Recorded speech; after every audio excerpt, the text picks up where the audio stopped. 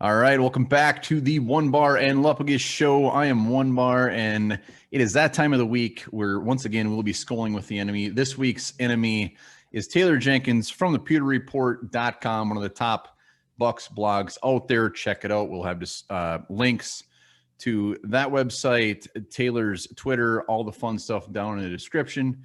Taylor, thanks for hopping on and SKOL'ing with the enemy. Absolutely, man. How you doing? I'm doing good. Like we were just talking before this started, I was doing a little bit better before I saw the injury report for the Vikings, but we'll definitely be talking about that. So let's hop right into this. First question, right off the bat: true or false? You may or may not go by the name Grizz. I do go by the name Grizz. That was an interesting story. I'm trying to remember how exactly. It was a weird inside joke on the podcast, and I started going by the nickname Bear, funny enough.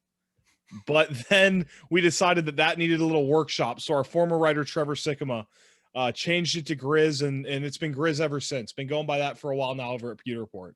I figured it was because don't you got a beard going on these days? It's the beard. I'm a little burly, so that's where it stemmed from. But we thought Bear might be a little too much. Well done. Well done. I like Grizz.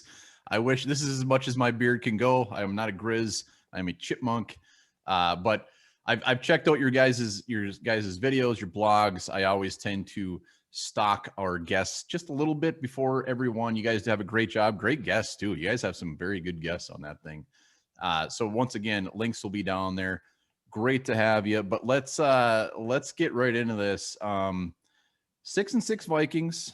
As you're well aware, the Vikings started off complete shit, and they're turning their season around a little bit to the point where they're 6-6, got that 7 seed, headed to the Bucs, who are 7-5.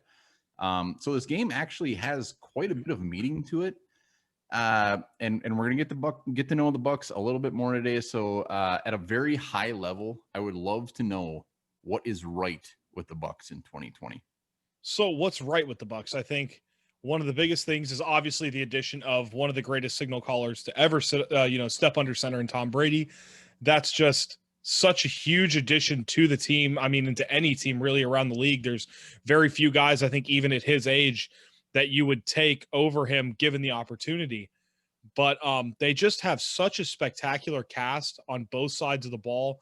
They've got a young defense that's full of talent, full of speed. And on offense, I mean, it's evident. You've got an improved offensive line. Tristan Wirfs has panned out phenomenally at right tackle. You've got Ronald Jones, who's growing at running back. And then you get into the weapons. I mean, you look at Chris Godwin, Mike Evans, Scotty Miller, Antonio Brown. Unfortunately, O.J. Howard went down with an injury. That was a huge part of it, but you fill that in with Rob Gronkowski. You've got Cam Brate. So really, I mean, what is right with the Bucs is just the amount of talent that they have been able to align on both sides of the ball here. Yeah, and we're definitely going to be talking about that. It sounds good, and I'm not saying 7-5 is gross by any means, but what is wrong with the Bucs in 2020? Well, I think one of the things that's really hampered the Bucs has just been offensive consistency. They've struggled to move the ball and score with consistency, which you didn't really think that would be a problem coming into the season, given all of the weapons that I just listed, but that has been a huge issue. And I think that they started off very strong defensively in the first half of the season, just like they finished last year. But then over the past month and a half, they've just really had some lulls. Players have struggled. I think that Todd Bowles has not necessarily done the team a ton of favors on that side of the ball in the way he's aligned them in the past month and a half. And that's resulted in a team that I believe has given up more passing yards than any other team over this quarter of the season here. So that's really where they're struggling. And I think that's why they're not maybe reaching the expectations that a lot of people had for him. In addition to, I think it has to be mentioned, the lack of training camp, the lack of spring football, especially when you're bringing in a new quarterback who's never played for more than one team in those 21 years and is trying to learn a system with new people. I think that does play a part. Absolutely. Once again, we are joined with Taylor Jenkins from the Pewter Report, a.k.a. the Grizz. You mentioned a few things that are some good talkers. I want to hit on a couple of those. Todd Bowles, when the season started, that defense was, correct me if I'm wrong, but I mean, Todd Bowles, do you think he deserves a chance to get another head coaching job in the NFL? I think that after the way the Bucs started this year on defense, and I think that the way they, much like the way they finished last year, like I said, you really had to fear, was he going to be able to come back next year as a defensive coordinator, or was he going to get plucked up and thrown into another head coaching position? But with the way the defense has deteriorated over the second half of this season, in addition to the way he struggled in his last stint, or his first and last stint as a head coach with the Jets, I think that there is a little more wiggle room for him coming back next year. I think that he may have a head coaching job down the line. He's still relatively young. I think he's still a smart coach. I still think there's a lot of coaching ahead of him, but I do not necessarily think that will be next year. And I do think he'll probably be back with the Bucs. All right. All right. One other thing you touched on was Ronald Jones. He's clearly having a very good year, but when you look at the box scores, I'm not going to pretend I sit and watch every Bucs game, but when you look at the box scores, it seems like they either go balls to the wall on this guy and feed him, or it's complete opposite where he gets 7 carries. What's the deal there? So the thing with Ronald Jones is, in his third year, and you look at the progression he's made, he was drafted, in the second round. And when you draft a running back in the second round, you have certain expectations with him. Now, his first year, he wasn't even good enough to get on the field. I mean, I think he had less than 20 carries all year in Dirk Cutter's final year here in Tampa, and most of those came in a blowout loss to Chicago. So he wasn't even good enough to get on the field. Then last year, coming out of training camp, Bruce Arians' first year here, he wasn't even able to win the starting job out of training camp over Peyton Barber, an undrafted free agent. But he did make strides. He did eventually take that starting role. And I think this year he has taken a huge step forward. Now, I think that there are things that he struggles with. I think he still has massive struggles in the pass game. He has struggles catching the ball, and you know how important that is with a quarterback like Brady, who likes to utilize that check down option and have that, if there's pressure, get the ball out of his hands. And I think he struggles there with that. I think Bruce has made it clear that Leonard Fournette is their nickel back or their passing back, now that LaShawn McCoy has kind of been phased out of the offense. So Bruce Arians, you'll see, really tries to take a hot hand approach. And I don't think that he necessarily has stuck with Ronald Jones as much as some fans would want. But it's really a two-way sword with Ronald Jones. I think he's played really strong this year, but he does have areas where he needs to improve. So you've got a good back there, but do you have a great back? And again, we're not necessarily on a week-to-week basis getting a chance to see that, just because of how fluid that backfield is, despite really only have 2 guys taking the lion's share of the carries. Yeah, well, averaging 5.1 yards a carry, that's pretty damn good. So it'll be interesting to see what comes up on Sunday. And you already listed off a handful of guys on your roster. And honestly, I mean, it sounds like a Pro Bowl team, and it's not just offensively. Your linebackers, your defensive line, fantastic. Yet you're 7-5. Do you put that record more on the players or the coaches? I think that there is an argument to be made for both. I think that the coaching staff has not been optimal this year. I think that sometimes offensively, it seems like they are an offense that has all this talent, and they are one of the more explosive teams in the league. They do have those explosive plays, but you will see the huge stats rack up against teams where they match up very well. You see that against the Carolina Panthers. You've seen that against the Raiders. You've seen that against the Packers. But when you get up against some of those bigger defenses that can counter what the Bucs want to do, because they are a very predictable offense. When you look at when they call plays, when they want to go deep, when they want to run the ball, they're not a very versatile offense. They don't use a lot of play action, which they should. They don't use as much motion as teams do. They don't throw the ball on first down as much as these real pass-heavy teams kind of in that caliber are doing. And then on defense, you've had some players that have regressed in that secondary. While they started off so strong in the beginning of the year, you've seen guys like Sean Murphy-Bunting slow down and have his struggles in coverage. You've seen guys like Jamel Dean step back, being a young player and sometimes being over-aggressive, which is what makes him great when he's playing great, but also is where he's going to get beat. So it's a little bit of both. And like I said earlier, I don't necessarily understand exactly how Todd Bowles has deployed this defense he's built over the last month and a half of the season. That's also where they've struggled. So I think there's an argument to be made for both sides. All right, fantastic. Once again, joined by Taylor Jenkins, Pewter Report. We are going to get into Vikings-Bucs here, but I want to throw some quickies at you as far as just the Bucs are concerned. So Tom Brady, has he lived up to the hype? I think he has. Depending on what your hype was. If your hype was he's going to come in, throw for 5,000 yards, 50 touchdowns, only turn the ball over 10 times, I understand having those expectations for him, but it's not realistic. He's on pace for 4,400 yards, 37 touchdowns, just 15 interceptions. So I think he has had a really good season, but I understand that when you have the expectations of perfection, those imperfect moments are magnified. So if your hype was realistic, I think he's lived up to every ounce of it. Yeah, it's as an outsider looking in, it's funny. Every Monday or Tuesday morning on ESPN or whatever it is, the guy's got what, 28 touchdowns, 11 picks, 95 passer rating, and they continue to try to pick him apart when he's what? Is he 43? Is he 42? Whatever yeah, he is. 40. I think 43 now. So it's almost laughable that this isn't that people aren't excited about this. Yeah. It's crazy to see. I mean, he has played well, especially when you look at him compared to other quarterbacks in Bruce Arians' system, especially in their first year with no offseason. I think he's played great, and I don't see any reason why he wouldn't next year if he obviously stays. I think he will. But yeah, no, I agree. I believe I'm all in that he's lived up to the hype and then some. Bruce Arians, are you sold? Is he the guy? I am not as sold as the day he walked into the building.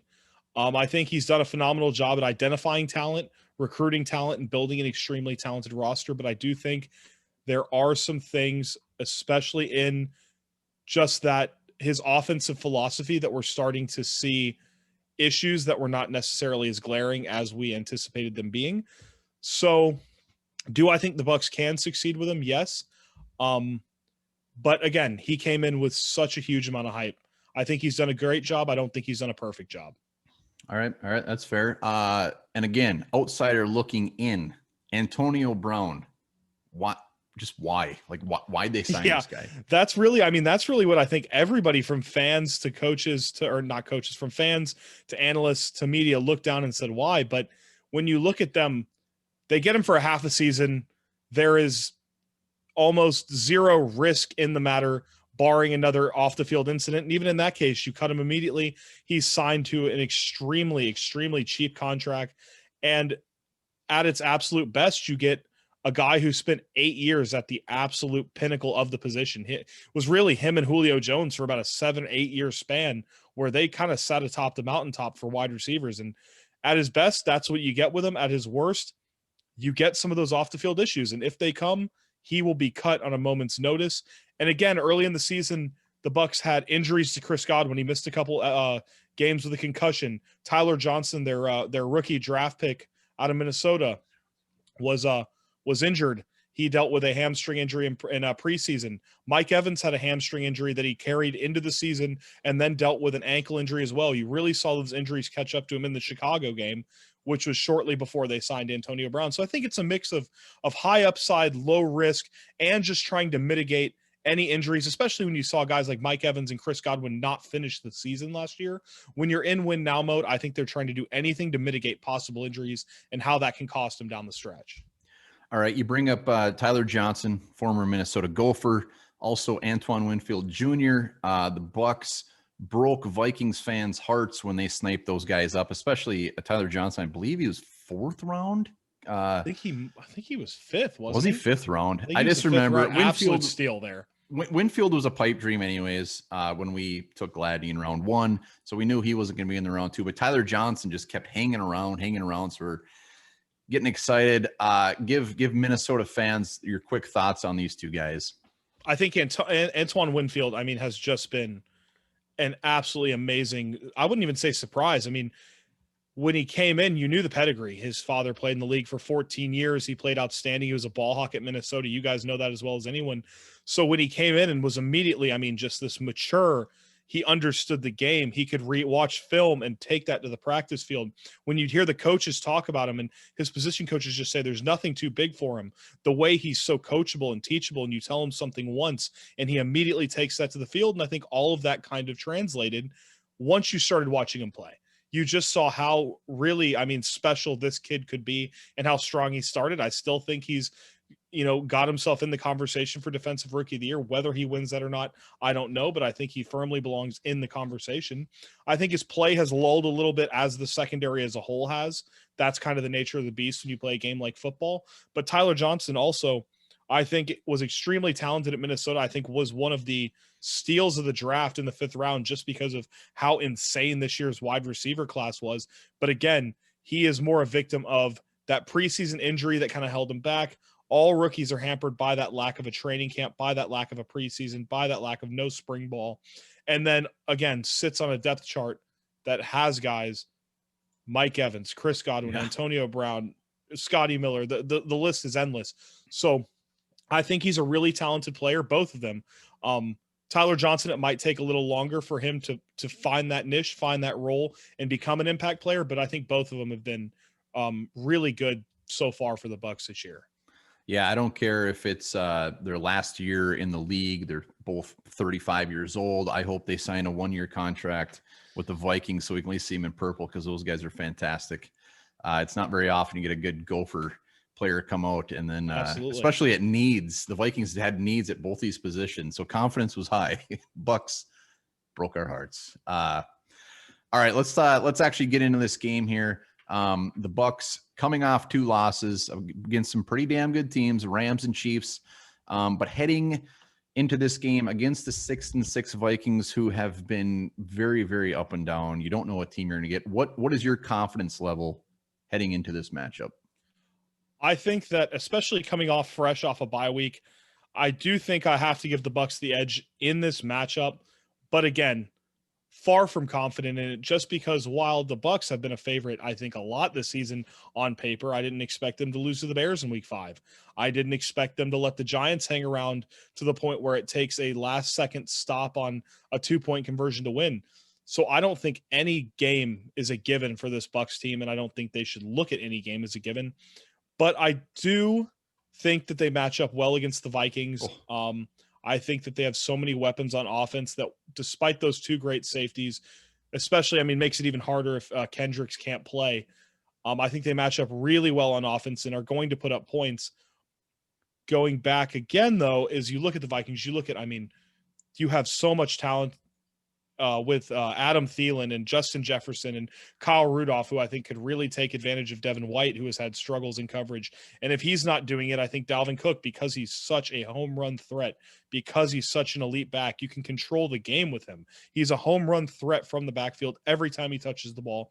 And while you may not have, I don't know necessarily how the entire fan base feels about Kirk Cousins. I know he's not the perfect quarterback, but he's good enough to win. And you guys know that, and you guys have seen that. Especially, I know you don't have Kevin Stefanski there anymore, which I think he really shined under. But I think he's shown, especially coming out of you guys' bye week on this little surge the Vikings have had, that he is a good quarterback who can win ball games. Even though the Vikings only have 1 win over, a 500 or better team, that was the Packers back in week 4, I believe. So I do have to give the Bucs the edge, but I don't think it's going to be an easy win. And I absolutely think the Vikings have a chance if the Bucs start slow and they can control the game and they can cause a few mistakes and avoid mistakes of their own to come out of Tampa with a win. Yeah, this on paper, this is a very scary game for Vikings fans. You kind of nailed it. The Bucs very good at stopping the run. That is our bread and butter.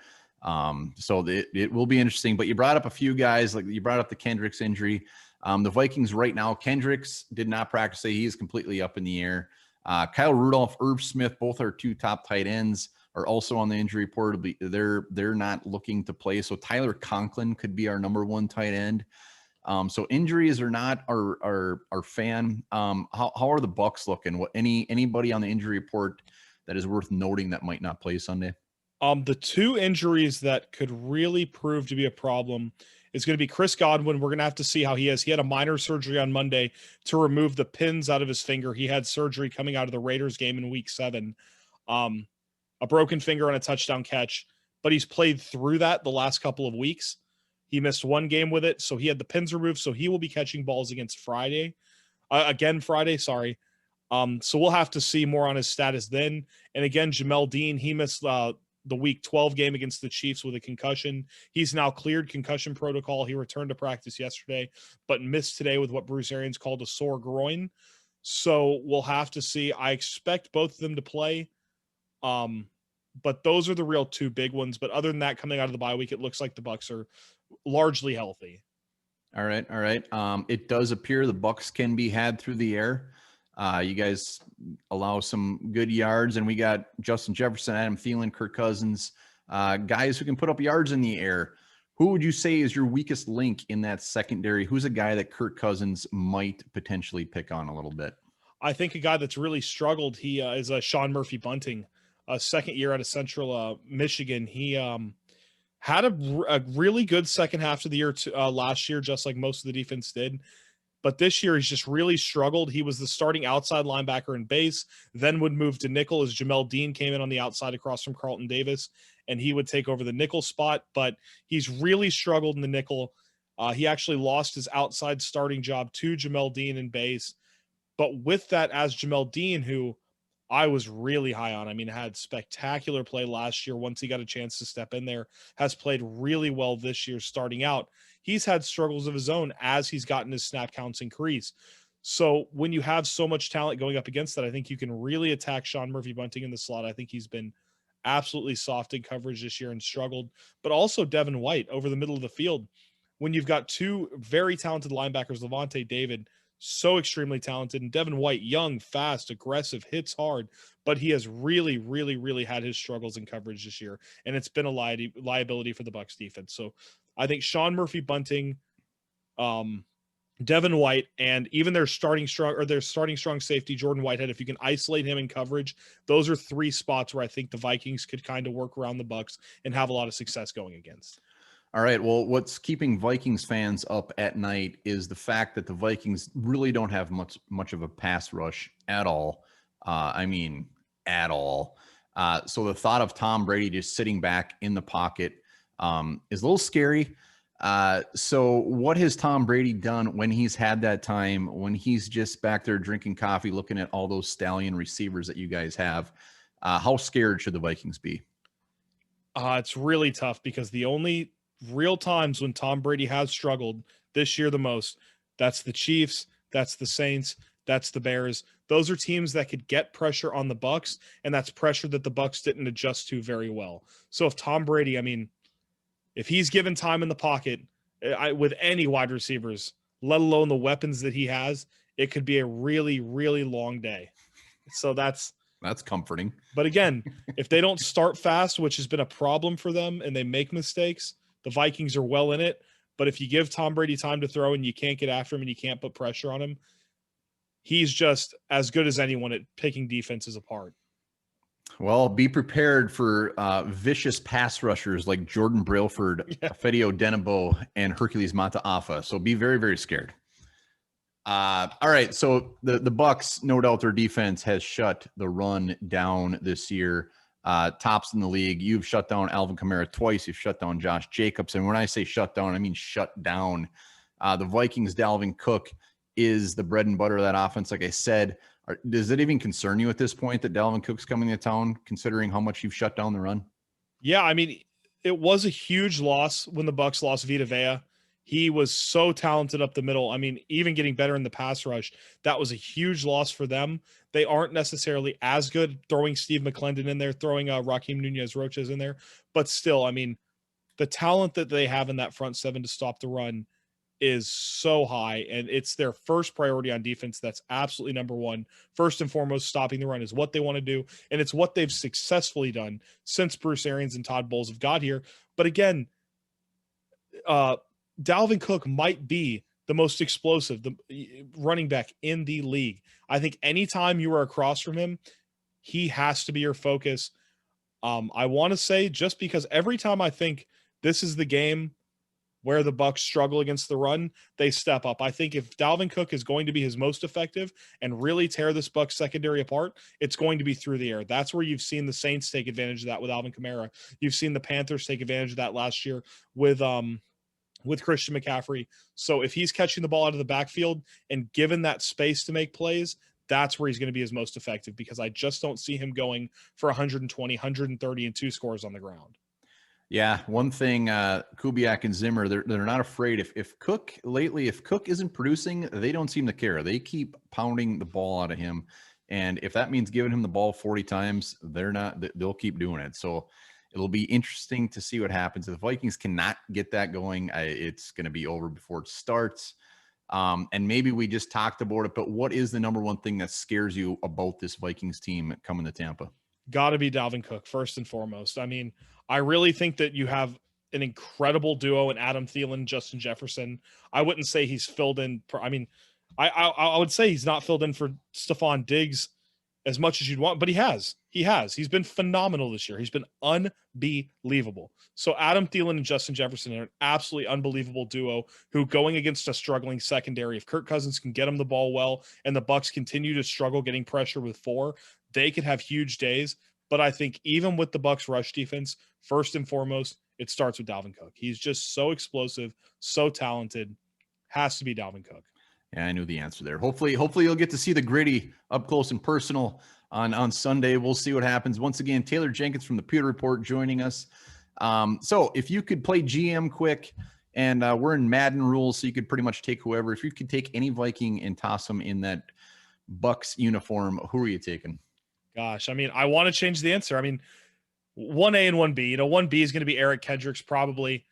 But the answer, again, as it's been all day, has to be Dalvin Cook. I mean, so talented, such a strong runner, so versatile, such a home run threat out of the backfield. And it doesn't hurt that fans down here would love him coming out of FSU. Yeah, no I mean, my editor still brings up the fact that the Bucs took Vita Vea over Derwin James. So he would be absolutely glorified down here. Now, granted, I don't know how you guys feel about the contract. I know it's always questionable when you give a running back that kind of money.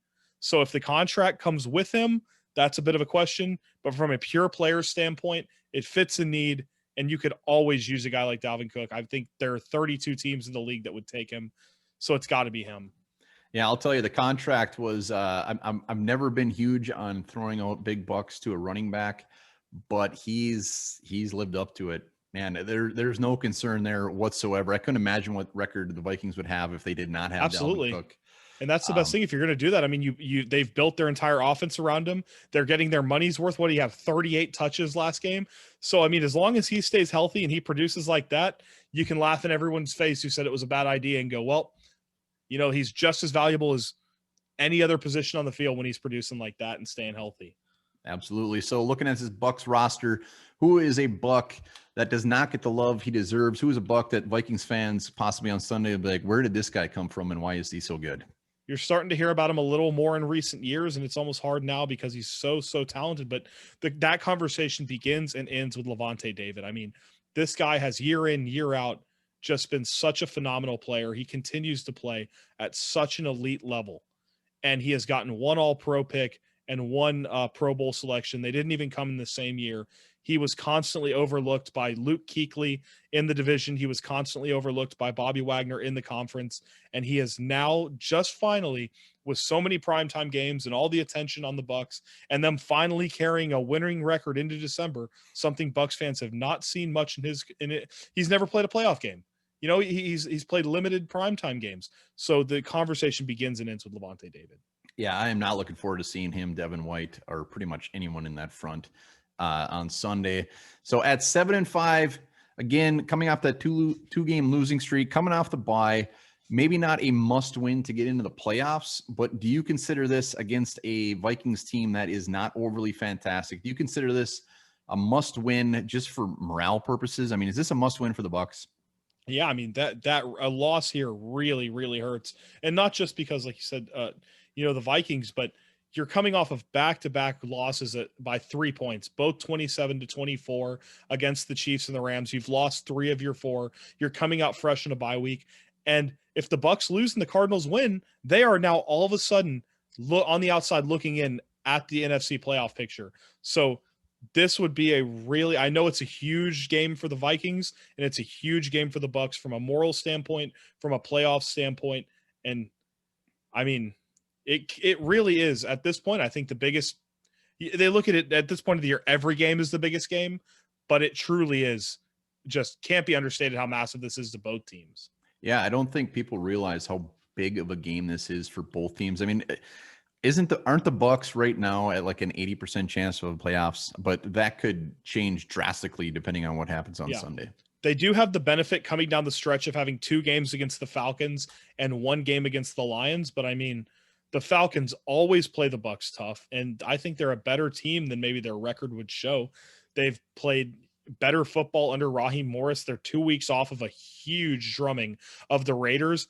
So those aren't two guaranteed wins by any stretch of the imagination. So they do have the benefit of a little bit of an easier schedule in those final 3 games. But yeah, this game right here is massive for like you said, 4 playoff opportunities, but also for the morale of the locker room.